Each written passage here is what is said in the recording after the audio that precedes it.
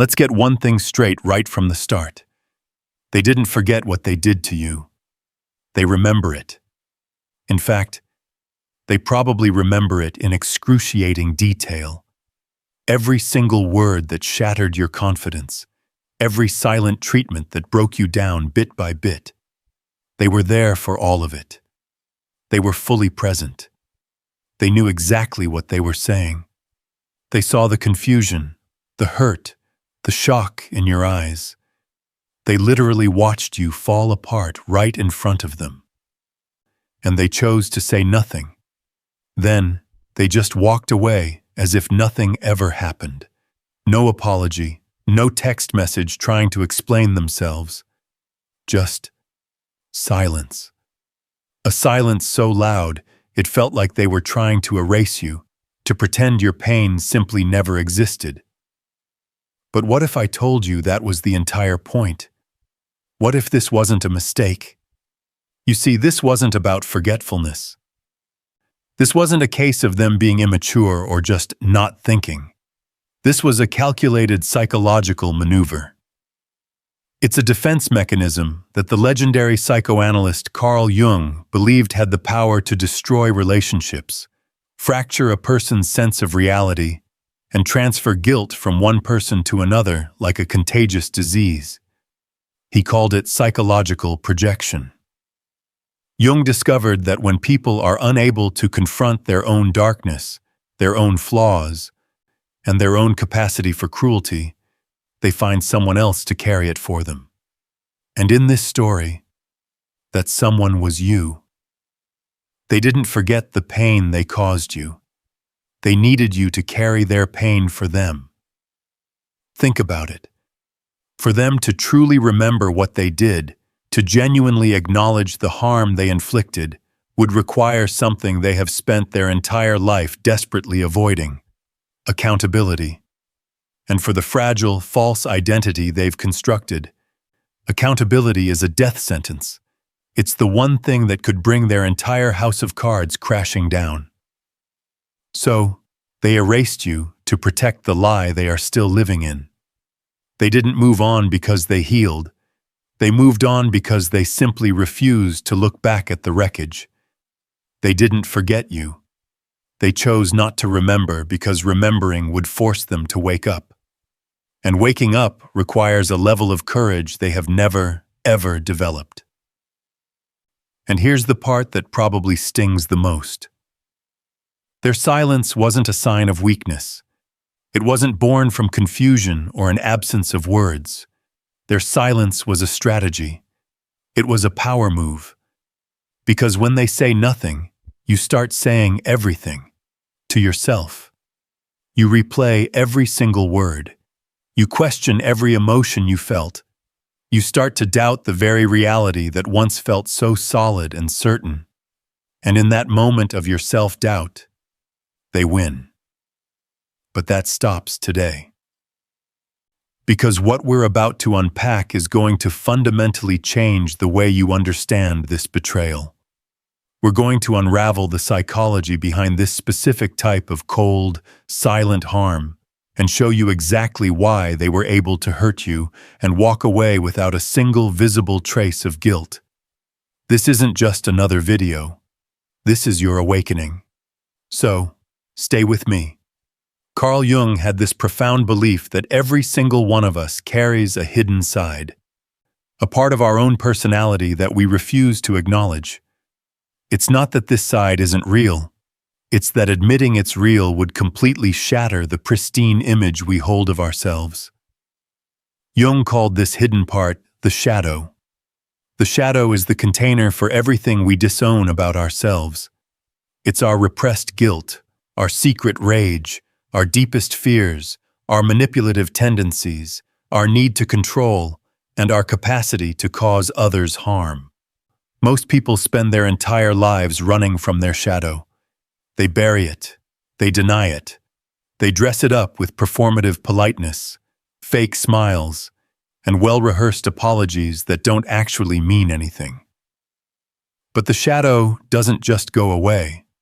In fact, the more a person denies it, the more it seeps out.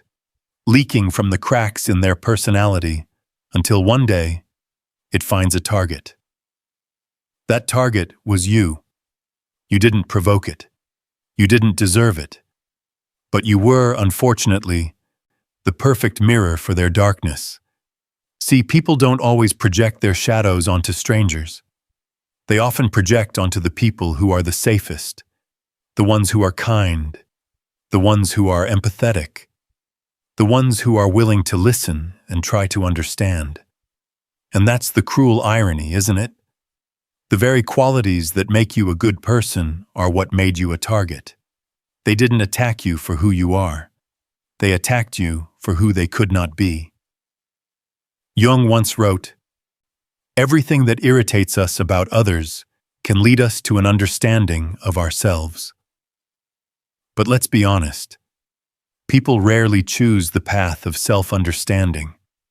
They choose the path of escape.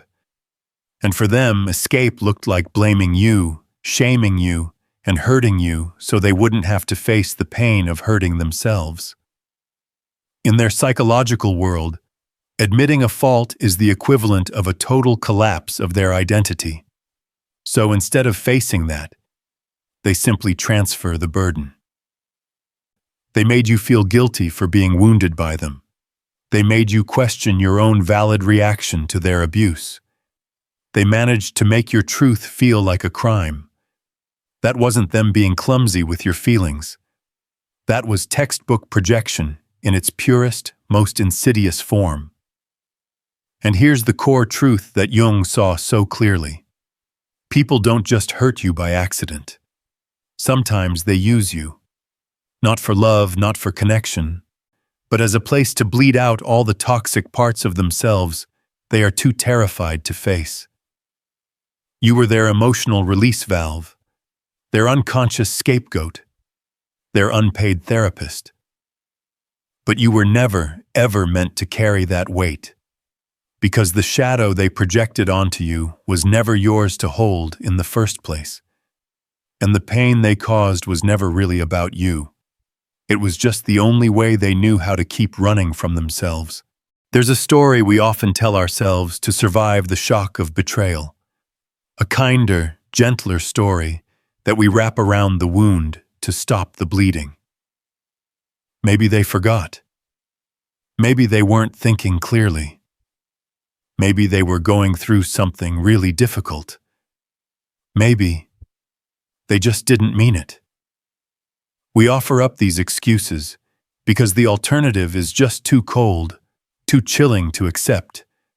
But Carl Jung would have told you something far more unsettling. They didn't forget.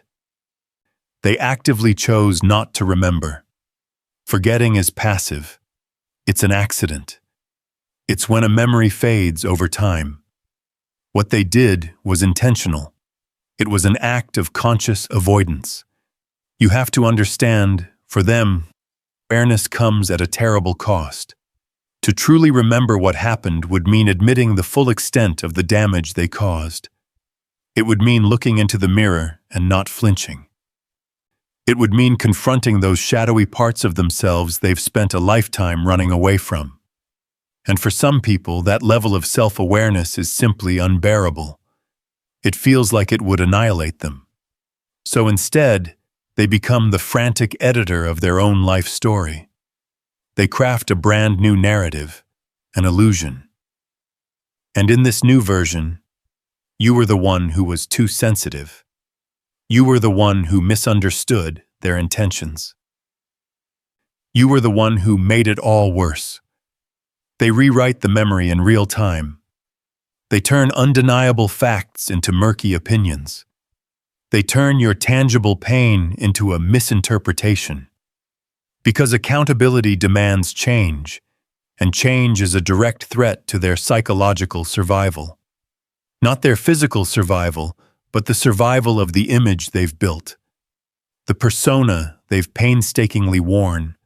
The core identity that constantly whispers to them, "I'm the good one. I didn't do anything wrong. I'm just a victim of misunderstanding." So no, they don't just refuse to apologize. They refuse to remember. Because for them, memory is a mirror, and mirrors are terrifying when you're hiding from your own reflection. Jung once said, "The most terrifying thing is to accept oneself completely." He used the word terrifying, because accepting yourself completely means owning every shadow, every sharp word, every selfish choice. Every time they watched you break and chose to stay silent, they were protecting themselves. Not from you, but from the tidal wave of shame that would devour them whole if they ever let the truth in. So the next time you wonder why they never said sorry, don't assume it's because they're unaware. Assume it's because they are protecting something. Not their love for you, not their heart, but their image. And to protect that fragile image, they had to delete you from the story. Because remembering you would mean they'd finally have to face themselves. To understand this better, we have to talk about the mask. Jung believed that every single person wears a mask. He called it the persona. The persona is that carefully crafted identity we present to the world, not to express who we truly are, but often to hide who we don't want anyone, including ourselves, to see. At first, it's mostly harmless. It's the polite, professional version of you at work. It's the big smile you put on when you're breaking inside.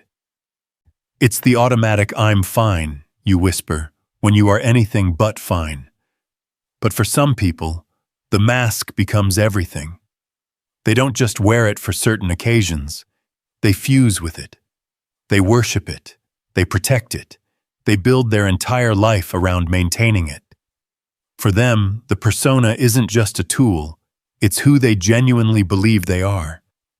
And this is where it gets incredibly dangerous for the people around them. Because the persona must, at all costs, remain innocent. It must always be justified. It must always be seen as good. So what happens when they do something that clearly isn't good? What happens when they hurt someone deeply? What happens when the mask cracks? They don't apologize. They double down. They scramble to patch the hole.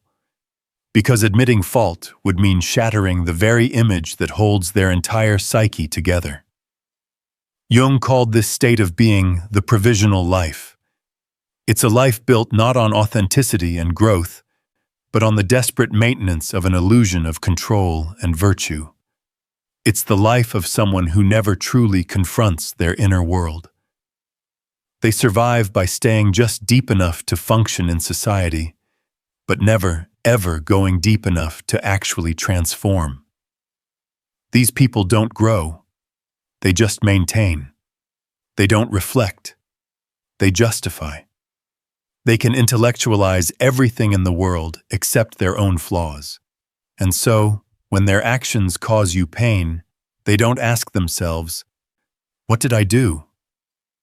They ask you, "Why are you so upset?" Because to them, your pain is not a valid experience. It's a threat to their performance of perfection. They minimize your reality to preserve their mask. They will turn your trauma into drama. They'll reframe your honesty as an attack. They'll call your boundaries a form of betrayal. And slowly, without you even realizing it, you start shrinking yourself to protect their image too. You stop asking for what you need. You start downplaying your own hurt. You start walking on eggshells around them just to keep the peace. But you have to understand this. Peace that requires your silence is not peace. It's emotional captivity. As Jung warned, what you resist not only persists but grows in size. The more they have to protect their mask, the more destructive their repressed shadow becomes. Because the provisional life isn't really a life at all. It's a performance. And you were never cast in their play to be loved or seen. You were cast to be a supporting character, there to validate the leading role they refused to ever stop playing. You probably thought the silence was the worst part. You thought it meant they were confused, that they didn't know what to say. that they just needed space to process. But the truth is often much darker and far more strategic. Silence isn't always an absence of communication. Sometimes it's a very precise form of it. For an emotionally manipulative person, silence becomes a psychological weapon. One designed to distort your reality and shift the burden of accountability squarely onto your shoulders. Because when someone hurts you and then offers you nothing but a wall of silence, they force your mind to do all the work. You are left alone to fill in the terrifying gaps. You start questioning everything. Did I overreact? Was I being too sensitive? Maybe I misunderstood the whole situation. And while your mind is trapped in this agonizing loop, replaying the events 1,000 times, they remain untouched, unmoved, and completely insulated from the chaos they created. Their silence creates a void, and in that void, your mind desperately scrambles to build a story that makes sense. You overthink, you overanalyze, and you almost always end up blaming yourself for the distance they created. All the while, they get to maintain their illusion of innocence. But here's what Jung understood better than anyone. In a healthy person, there is no conflict between thinking and feeling. But their silence is designed to split the two. You feel deeply that you were wronged, but they make you think yourself into guilt. And that's the entire point. The more confused and uncertain you become, the more powerful and in control they feel. Their silence becomes a throne, and your desperate need for closure becomes the crown they place on their own head. Every time you reached out, every time you tried to explain yourself one more time, every time you pleaded for just a shred of clarity, you were unknowingly handing them more control. They didn't give you silence by accident. They gave it to you to watch you unravel. They weaponized absence. They turned emotional detachment into an act of quiet domination. Because silence isn't always avoidance. Sometimes it's precision. It's the exact tool needed to keep you feeling unstable, to keep you hoping, to keep you chasing an apology that was never, ever going to come. And the more you chase, the more you start to feel like you're the problem. But you were never the problem. You were just the mirror. And they hated what they saw. So they said nothing, knowing that if they stayed silent long enough, you'd start punishing yourself for the damage they caused.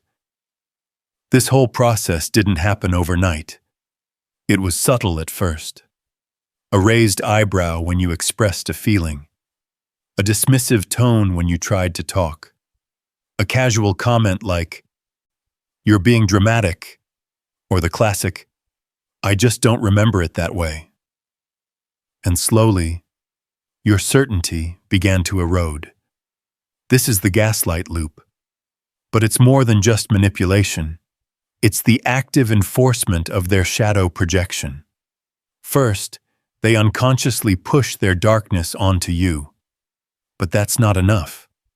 They then have to make you accept it. That's where gaslighting comes in. They don't just deny what happened. They actively rewrite it until you're the one who seems unstable. Your valid pain becomes an overreaction. Your clear memory becomes unreliable. Your truth becomes an inconvenience. And in their newly edited version of events, you are no longer the one who was hurt. You are the one who is too much. There's a specific kind of person who always seems to be blameless. No matter what happens, they are never at fault. They cry first. They explain the loudest. They have an almost supernatural ability to make you feel like the villain, even when you're the one who is bleeding. Jung would identify this as someone living through the innocent archetype. They aren't just avoiding guilt. They are psychologically addicted to a state of perceived innocence. Their entire emotional existence is built on one core belief. If I admit I am capable of causing harm, I am no longer worthy of love. So they choose a different path: permanent victimhood. They will hurt you just to maintain the illusion that they could never hurt anyone. And this is why some people simply cannot say, "I'm sorry." It's not pride. It's not stubbornness. It's because the very act of apologizing would cause their entire identity to collapse. Jung called this state psychological inflation. It's when the ego becomes so enlarged, so over-identified with an image of perfection, that it cannot tolerate any contradiction. This is the psychological core of narcissism. It's not just vanity. It's the violent rejection of anything that threatens their perfect self-image. When you confront them with their wrongdoing, you're not holding up a mirror, you're holding up a hammer. And instead of looking at the wound, they attack the one who noticed it. For them, accountability isn't an opportunity for growth, it's ego death. To say "I was wrong" is unlivable, and so they choose the easier path: silence, deflection, and denial. This finally brings us to a moment of truth. A moment that might be hard to hear, but it is the moment that will set you free. You have to stop. You can't wake someone who is determined to stay asleep. You cannot love them into awareness. You cannot hold them patiently enough or purely enough to make them see what they refuse to face. As Jung said, you cannot make unconscious people conscious. And yet, you tried. You explained, you forgave, you softened your tone, you swallowed your truth, thinking that if you just loved them the right way, they would finally understand. But love doesn't create awareness. Choice does. And awareness requires courage, the one thing they've spent a lifetime avoiding. So they will stay asleep. Not because they can't wake up, but because they don't want to. And that realization is the moment you stop trying to fix them and you start freeing yourself. This is your point of surrender. Not because you gave up on love, but because you finally decided to give it to the one person who has been waiting for it all along. You. For so long, you have wondered if you were too sensitive, too emotional, too much. But let me offer you a truth that Jung would have affirmed in your darkest moment. You weren't weak. You were awake. You saw what they refused to see. You felt what they buried. You named the very thing they denied. That is not a weakness. That is a superpower. That is clarity. And clarity in a world of denial always comes at a cost. They didn't erase you because you didn't matter. They erased you because you mattered so much. You were the mirror, and they couldn't stand the reflection. But their denial does not cancel out your truth. Your pain is real. Your memory is valid. Your experience was never too much. They just lacked the strength to carry it. So they handed it back to you, wrapped in silence and blame. But look at you. You didn't lose yourself. You are still here, still breathing, still healing. They didn't break you. They revealed you. Because real love remembers. Real maturity says, "That was my fault." And real healing never comes from erasing the past. It comes from integrating it. Let this be the line you draw in the sand. The moment you stop blaming yourself for their fear and start walking toward the person who was always there, waiting for you. This is not your ruin. It is your awakening. And you never have to explain your truth to anyone ever again.